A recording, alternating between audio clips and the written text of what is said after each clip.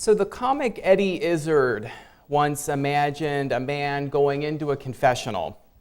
He tells the priest, "I did an original sin. I poked a badger with a spoon." To which the priest replies, "Well, I guess that is original. I've never heard that one before." Now, I'm pretty sure that the codifiers of Christian faith did not have in mind anything like poking a badger with a spoon when they created the doctrine of original sin. Instead, St. Augustine imagined the original sin as Adam and Eve defying God and eating the fruit of the tree of knowledge of good and evil. Since that time, the ancient theologian believed, sin has been passed on to human beings almost like a congenital defect. We are born with it, and we cannot escape it any more than we can fly simply by flapping our arms. Now, one of the most distinctive contributions of Unitarianism to Western religion is a flat rejection of the doctrine of original sin. Unitarians instead held to the idea that human beings have an innate capacity for goodness. That goodness, they said, needs to be engaged and emphasized and nurtured. They argued that the emphasis on original sin degrades human abilities and takes away our capacity to create genuine good in the world. Unitarianism has trusted that people are not so depraved or sinful that they cannot rely on their own experience in spiritual matters. Now, last week I preached about the incredible story of Alexander Jeftik, who risked his life in order to save a group of people on the other side of a raging and bloody ethnic battle. His heroism in doing that bears witness, I think, to the capacity of human beings for good. But as I have been reflecting on this story this week, I have to admit that I don't think his story ends there. Indeed, there were lots of people who did exactly the opposite of Jeftik, who facilitated the incarceration and slaughter of other ethnic groups. Even though I am personally incredulous about the doctrine of original sin, I think that we do need some sort of accounting for why human beings screw things up so badly. The theologian Francis Spuford calls it the human capacity to break stuff. Stuff here including moods, promises, relationships we care about, and our own well-being and the well-being of other people. In a less gracious passage of his book, he refers to this as HPTFTU, the human capacity to F things up. I agree with Spuford that we need some sort of accounting, some sort of anthropology that helps us explain our more or less egregious misdeeds. So in order to think through this theological puzzle, I turned to Calvin and Hobbes this week. Not the philosophers, but the comic strip characters. In an old Calvin and Hobbes comic strip, we see the two characters balancing on a log. The young boy Calvin asks his tiger friend Hobbes, "Do you think that babies are born sinful, that they come into the world as sinners?" Hobbes replies, "No, I think they are just quick studies."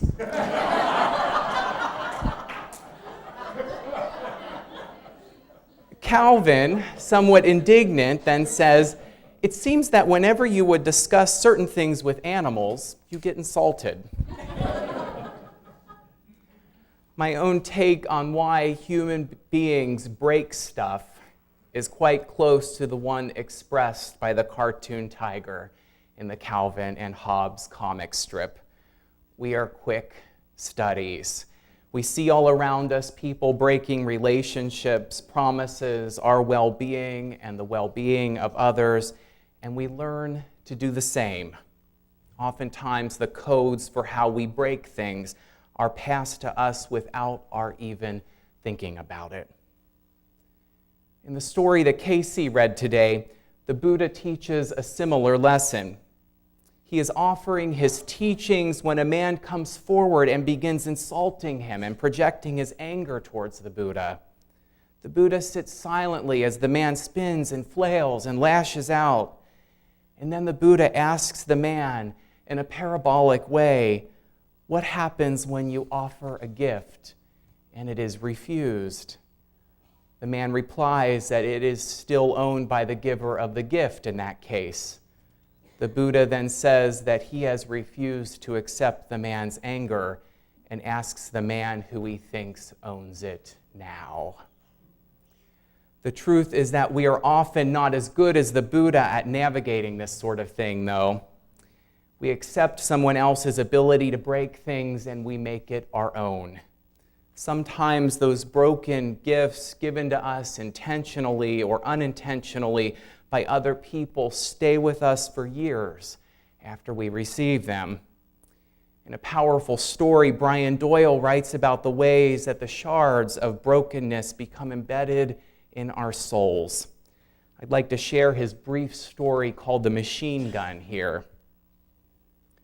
On the subject of summer camps, allow me to sing my experience in Boy Scout camp in the deep forests of the Adirondack Mountains of New York State, long years ago, but still fresh in my memory, for not only did we do the usual scoutish things like build triangular campfires from beach logs and whittle arrows and race rockety canoes, but we also stole a camp truck filled with cakes and pies from the other troops' camp and slipped out of the camp to an amazing nearby diner and found the rusted shards of what one member of our patrol later ascertained to be a Machine pistol used by the Nazi paratroopers in the Second World War. After all those years, we found the scatter of rusted, brooding shards of metal in moist, shivering ground at the edge of a spruce swamp.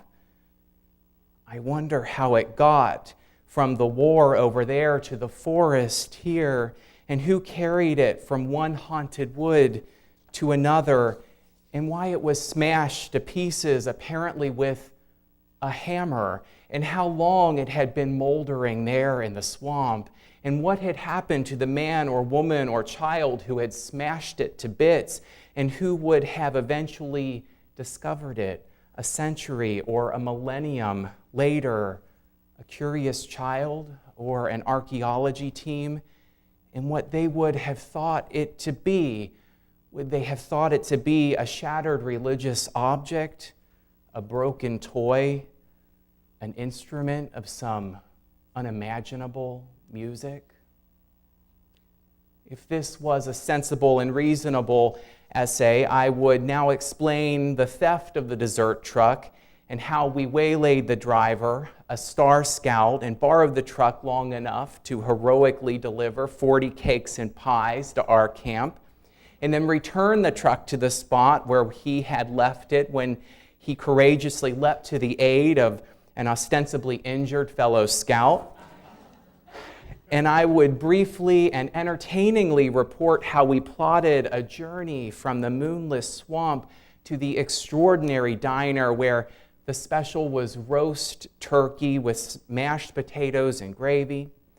And I might mention odd and riveting moments like the time a boy in my patrol fired a whittled arrow at a hawk, and the hawk spun in the air like a dancer and dove on the boy, who I believe would have lost his ear had he not himself dove into the tent.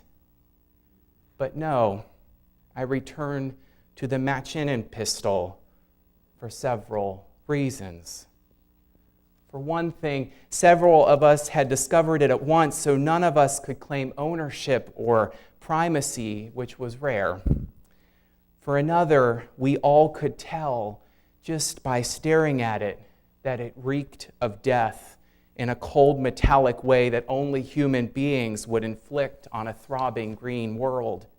And the way that we crouched over it together, fascinated and frightened, as we all are by anything evil, and how we stayed there long, unable to joke about it, but unable also to easily walk away and leave it to its grim shrine, or to bury it for good and return it to the earth from which it had been forged by men who so wanted a world of gaunt slaves.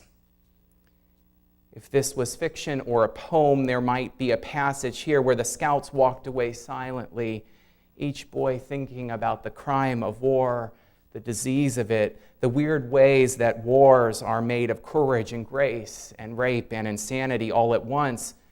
Perhaps it would also be dusk, the darkness sifting into the story like little metaphorical feet.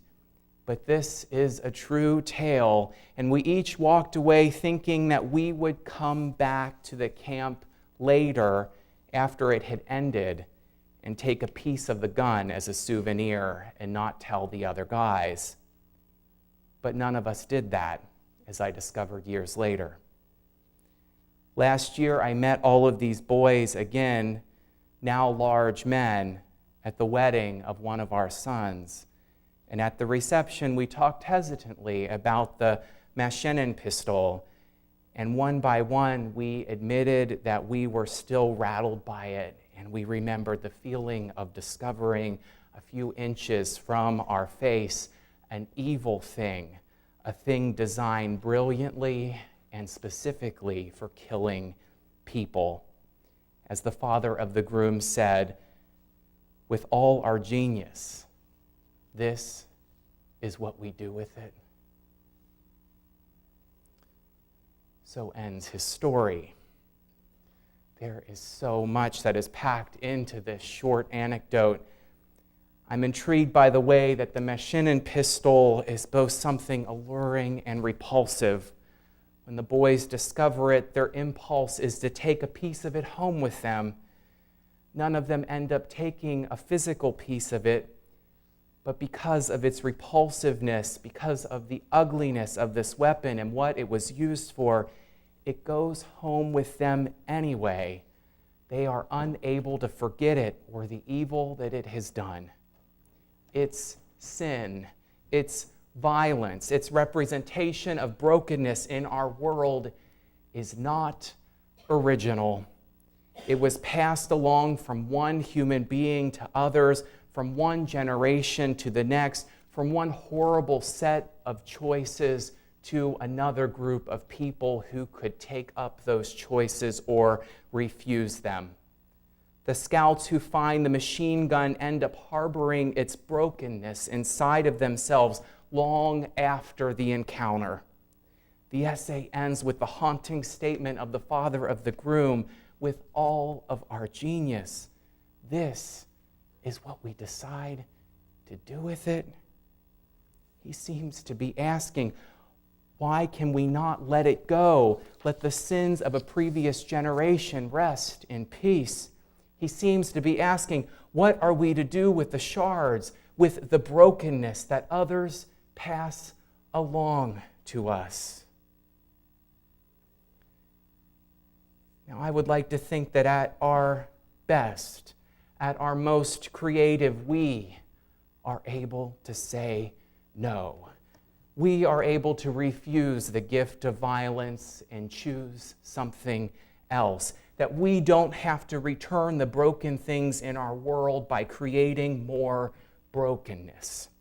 Instead, that we just might be able to turn their brokenness